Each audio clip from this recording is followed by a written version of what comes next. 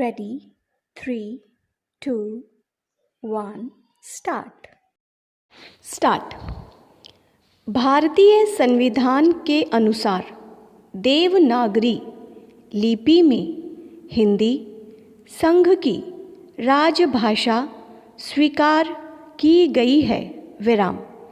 फलस्वरूप केंद्रीय सरकार के कार्यालयों में इसे लागू करने के लिए राजभाषा अधिनियम 1967 के अधीन लगातार बल दिया जाता रहा है। विराम।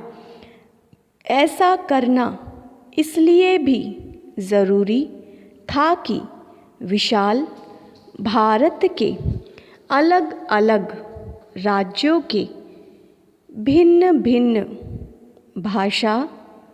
भाषी लोगों में आपसी संपर्क कायम करने के लिए एक सामान्य भाषा का विकास हो सके। विराम।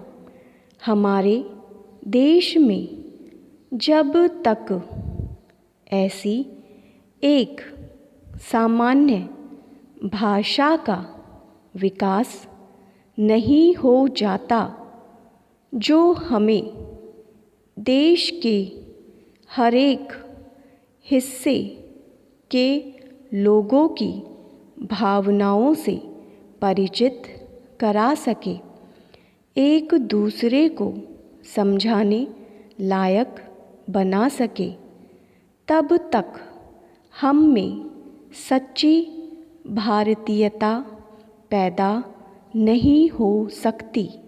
विराम।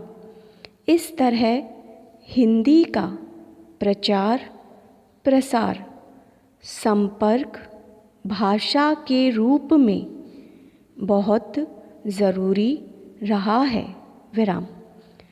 निगम के प्रबंधकों ने इस बात को महसूस किया और सरकारी आदेशों के अनुसार निगम में हिंदी के समुचित प्रयोग की व्यवस्था की गई।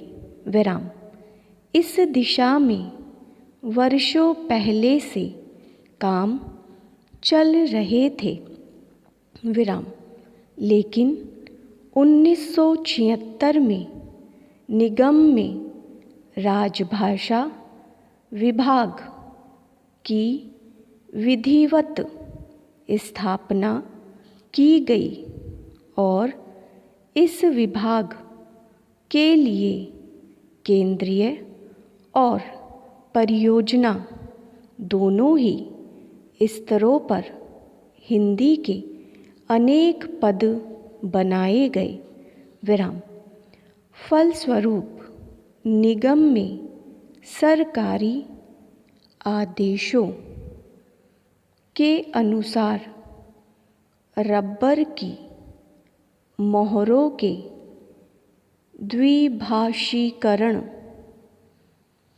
हिंदी के पत्रों के उत्तर देने के लिए हिंदी का प्रयोग, विज्ञापनों को हिंदी और अंग्रेजी दोनों भाषाओं में निकालने, हिंदी नहीं जानने वाले कर्मचारियों को हिंदी का प्रशिक्षण देने आदि विभिन्न कार्यों में काफ़ी प्रगति की गई।